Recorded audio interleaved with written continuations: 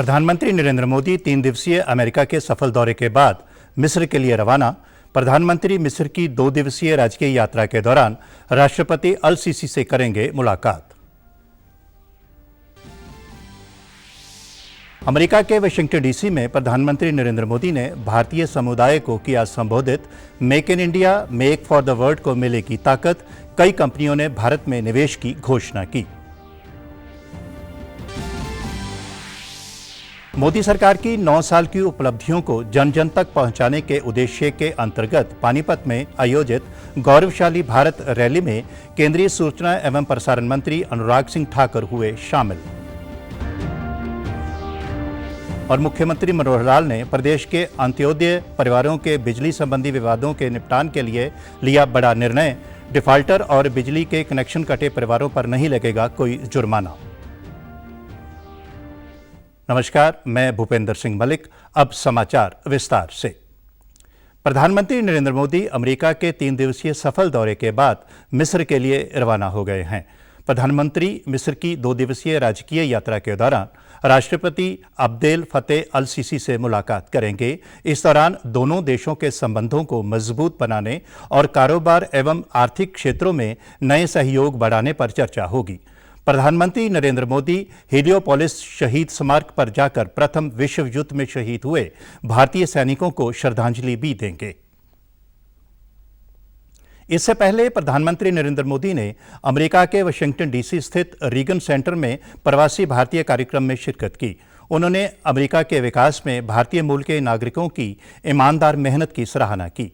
GE के द्वारा भारत में जेट इंजन निर्माण समझौते, सेमीकंडक्टर निर्माण कंपनी, गूगल या बोइंग द्वारा निवेश की घोषणा को लेकर प्रधानमंत्री ने कहा कि ये कई आशाओं के दरवाजे खोलने जा रहा है। सारे समझौते, ये एग्रीमेंट्स सिर्फ कुछ नीतियों को आगे बढ़ाना मात्र नहीं है, ये भारत अमेरिका के करोड़ों लोगों के भाग्य को नई ऊंचाई देने का काम हुआ है। We are not just forming policies and agreements. We are shaping lives, dreams and destinies. वहीं अपने संबोधन में प्रधानमंत्री ने बताया कि H-1B वीजा को रिन्यू करने के लिए भारतीय प्रवासियों को अमेरिका से बाहर नहीं जाना पड़ेगा। इसके अलावा पीएम ने कहा कि इस बार के दौरे में अमेरिका ने उन्हें भारत की कई पुरातन मूर्तियों को सौंपा है।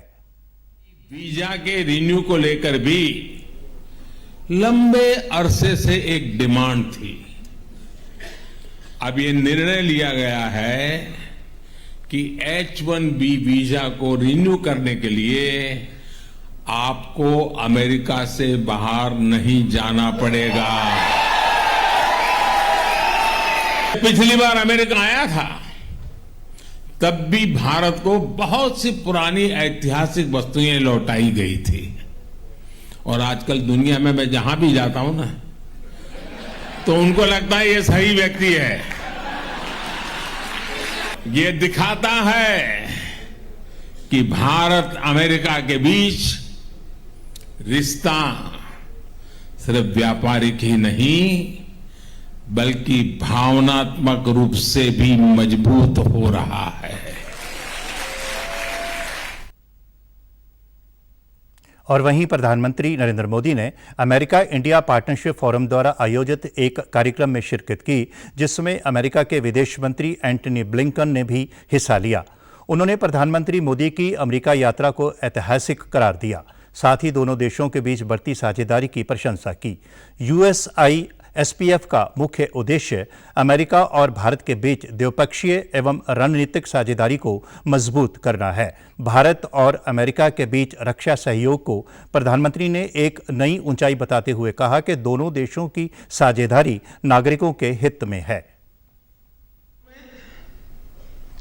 मेरी प्रेसिडेंट बाइडेन से एक प्रकार से 3 दिन हमें साथ बिताने का अवसर मिला है। इन मुलाकातों में भारत अमेरिका के भविष्य को लेकर ठोस बातें हुई हैं।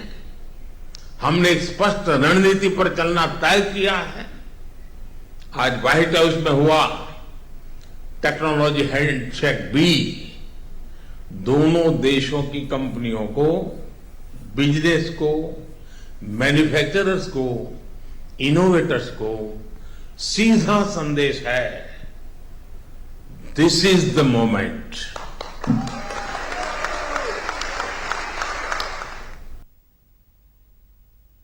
प्रधानमंत्री नरेंद्र मोदी अमेरिका के दौरे के दौरान अमेरिका के विदेश विभाग द्वारा दिए गए दोपहर के भोज कार्यक्रम में शामिल हुए। इस मौके पर अमेरिका की उपराष्ट्रपति कमला हैरिस और विदेश मंत्री एंटनी ब्लिंकन शामिल हुए। इस मौके पर अमेरिकी विदेश मंत्री ब्लिंकन ने कहा कि भारत और अमेरिका के संबंध एक दूसरे पर निर्भर हैं और ये और मजबूत हो रहे हैं। The United States and India have been advancing the vision of greater interdependence, brought closer by administrations of different parties in both of our countries. Having worked for President Biden for over 20 years, I know that his belief in this partnership is long-standing and his commitment to delivering on its promise is unwavering. And during the last 2.5 years, we've transformed the relationship between our countries.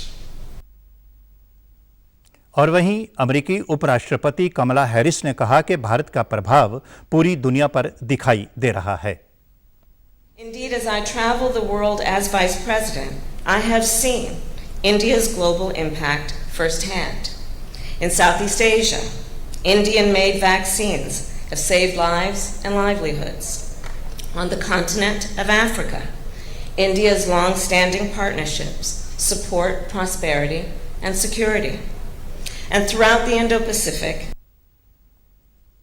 इस दौरान प्रधानमंत्री नरेंद्र मोदी ने कहा कि पिछले 9 सालों में भारत और अमेरिका के संबंध काफी मजबूत हुए हैं। 9 वर्षों के इस अंतराल में हमने बहुत ही लंबी और खूबसूरत यात्रा की है। हमने डिफेंस और स्ट्रेटेजिक क्षेत्रों में आपसी सहयोग के नए आयाम जोड़े हैं। हम नई और उभरती टेक्नोलॉजी के क्षेत्र में नए विश्वास के साथ काम कर रहे हैं। हम ट्रेड के लंबित और मुश्किल मुद्दों का समाधान कर रहे हैं। क्वाड और I2U2 जैसे नए फ्रेमवर्क के साथ हम मिलकर के बहुत कुछ प्रगति कर रहे हैं। प्रधानमंत्री नरेंद्र मोदी ने हाईटेक हैंडशेक कार्यक्रम में अमेरिका और भारत के शीर्ष मुख्य कार्यकारी अधिकारियों से मुलाकात की। पीएम मोदी ने सभी सीईओ के साथ निवेश संबंधी मुद्दों पर विस्तार से चर्चा की। बैठक में अमेरिका के राष्ट्रपति जो बाइडेन भी शामिल हुए। इसके अलावा प्रधानमंत्री नरेंद्र मोदी ने अमेरिका की 3 बड़ी कंपनियों गूगल, अमेजॉन और बोइंग के मुख्य कार्यकारी अधिकारियों से अलग से भी मुलाकात की। गूगल के सीईओ सुंदर पिचाई ने पीएम मोदी से कहा कि गूगल भारत में डिजिटलीकरण कोष में $10 अरब का निवेश कर रहा है। उन्होंने ये घोषणा भी की कि गूगल अपना वैश्विक फिनटेक ऑपरेशन केंद्र गुजरात के गिफ्ट सिटी में खोलेगा। पिचाई ने कहा कि डिजिटल इंडिया का प्रधानमंत्री का दृष्टिकोण अन्य देशों के लिए भी प्रेरणा का स्रोत है। वहीं अमेजन के मुख्य कार्यकारी अधिकारी एंड्रयू जेसी ने कहा कि अमेजन भारत में पहले ही $11 अरब का निवेश कर चुकी है। इस निवेश में $15 अरब की और वृद्धि की जाएगी। बोइंग के मुख्य कार्यकारी अधिकारी डेविड कैलहून ने कहा कि पीएम मोदी का भारत के विकास के प्रति जुनून सबसे महत्वपूर्ण बात है। उन्होंने कहा कि विमानन क्षेत्र में प्रधानमंत्री मोदी की विशेष दिलचस्पी है। प्रधानमंत्री नरेंद्र मोदी सरकार की 9 साल की उपलब्धियों को जन जन तक पहुंचाने के उद्देश्य के अंतर्गत आज पानीपत की अनाज मंडी में गौरवशाली भारत रैली हुई। इस रैली में केंद्रीय सूचना एवं प्रसारण मंत्री अनुराग सिंह ठाकुर शामिल हुए। इस दौरान भाजपा के प्रदेश अध्यक्ष ओपी धनखड़, सांसद संजय भाटिया सहित पार्टी के अन्य नेता भी मौजूद रहे। रैली को संबोधित करते हुए केंद्रीय मंत्री अनुराग सिंह ठाकुर ने जनता का धन्यवाद करते हुए कहा कि आपने देश बेचने वाली कांग्रेस को नकार दिया और ईमानदार व्यक्ति नरेंद्र मोदी को देश का प्रधानमंत्री बनाया है। चुनाव में आए तो कांग्रेस के लोग तंज कसते थे, अरे गरीब मां का बेटा है, बर्तन मांजने वाले का बेटा है, चाय बेचने वाला है ये देश क्या चलाएगा। ना जाने क्या क्या कहते थे मोदी जी के बारे में, लेकिन मैं आपका आभार प्रकट करता हूं। आपने देश बेचने वाली कांग्रेस को नकार दिया, ईमानदार चाय बेचने वाले को देश का प्रधानमंत्री बना दिया। जो आपने सोचा न था कि कभी देश भ्रष्टाचार के बिना भी चल सकता है, कभी सरकारें भ्रष्टाचार मुक्त भी हो सकती हैं, सुशासन के नए आयाम भी स्थापित हो सकते हैं। आपने कभी जो सोचा न था, मोदी ने 9 सालों में कर दिखाया। केंद्रीय मंत्री अनुराग सिंह ठाकुर ने पटना में हुई विपक्ष की बैठक पर भी जमकर कटाक्ष किया। उन्होंने कहा कि आप कांग्रेस की हालत समझ सकते हैं, अनेक राज्यों के क्षेत्र पर कांग्रेस को राज्य छोड़ने की नसीहत दे रहे हैं। में कहने के लिए 15 दल साथ आए, साथ तो आए लेकिन दिल नहीं मिल पाए। केजरीवाल कहते हैं कांग्रेस को दिल्ली पंजाब छोड़ दो, ममता बनर्जी कहती है कांग्रेस को बंगाल छोड़ दो, नीतीश और लालू प्रसाद यादव कहते हैं बिहार छोड़ दो, अखिलेश यादव कहते हैं कांग्रेस को उत्तर प्रदेश छोड़ दो, लेफ्ट कहती है केरल छोड़ दो, और स्टालिन और डीएमके कहते हैं तमिलनाडु छोड़ दो। अब बेचारे राहुल गांधी करें तो क्या करें। विपक्षी एकता में कांग्रेस पार्टी क्या कुर्सियां लगाने के लिए रह जाएगी अगर हर राज्य को छोड़ना पड़ जाएगा तो। मुख्यमंत्री मनोहर लाल ने प्रदेश के अंत्योदय परिवारों के बिजली संबंधी विवादों के निपटान के लिए बड़ा निर्णय लिया है। 1 लाख रुपए वार्षिक आय वाले अंत्योदय परिवार जो डिफाल्टर हो गए या जिन पर जुर्माना लगाया गया है या उनके बिजली के कनेक्शन कट गए हैं, ऐसे परिवारों पर किसी प्रकार का जुर्माना नहीं लगेगा। मुख्यमंत्री ने चंडीगढ़ में कल बिजली विभाग के अधिकारियों के साथ बैठक में ये निर्णय लिया, जिसमें ऊर्जा मंत्री चौधरी रंजीत सिंह भी मौजूद थे।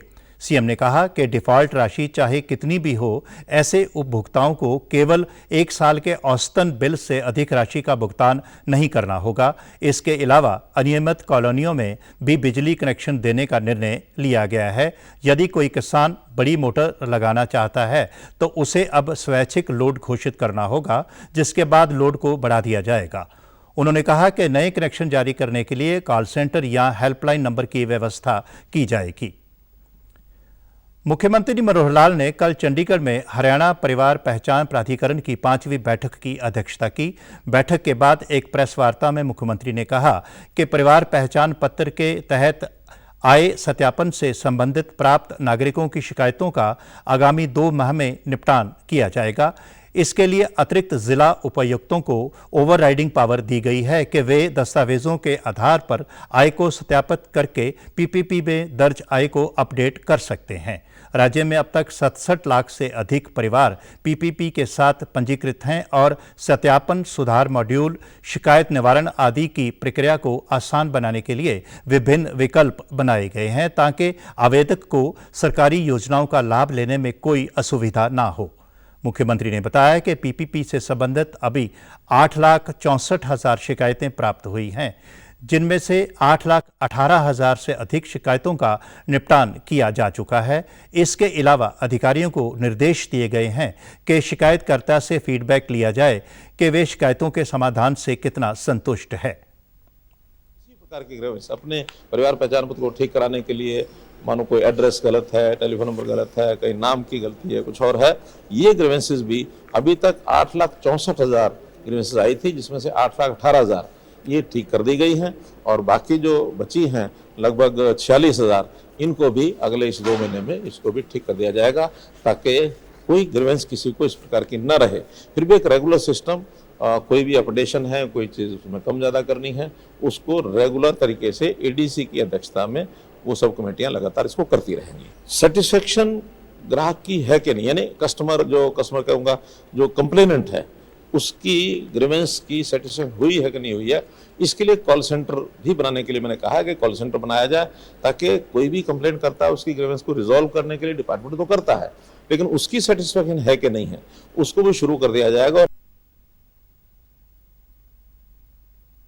अंतर्राष्ट्रीय नशा मुक्ति दिवस के अवसर पर 26 जून को करनाल के कल्पना चावला राजकीय मेडिकल कॉलेज एवं अस्पताल के सभागार में राज्य स्तरीय कार्यक्रम का आयोजन किया जाएगा। इस कार्यक्रम में राज्यपाल बंडारू दत्तात्रेय बतौर मुख्य अतिथि शामिल होंगे। राज्यपाल जिला नागरिक अस्पताल स्थित मॉडल नशा मुक्ति केंद्र का निरीक्षण कर मरीजों से बात भी करेंगे। एसडीएम अनुभव मेहता ने कार्यक्रम के आयोजन को लेकर विभिन्न विभागों के अधिकारियों के साथ बैठक की। बैठक के उपरांत एसडीएम ने कहा कि नशा आज विकट समस्या बनकर हम सब के सामने खड़ा है। बड़ी संख्या में युवा इसकी गिरफ्त में आ रहे हैं। युवाओं को नशे से बचाने के उद्देश्य से इस राज्य स्तरीय नशा मुक्ति कार्यक्रम का आयोजन किया जा रहा है। इस कार्यक्रम में युवाओं की सहभागिता सुनिश्चित करने के लिए विभिन्न शिक्षण संस्थानों, नेहरू युवा केंद्र और खेल विभाग की जिम्मेदारी लगाई गई है। समाचारों में आज इतना ही। नमस्कार।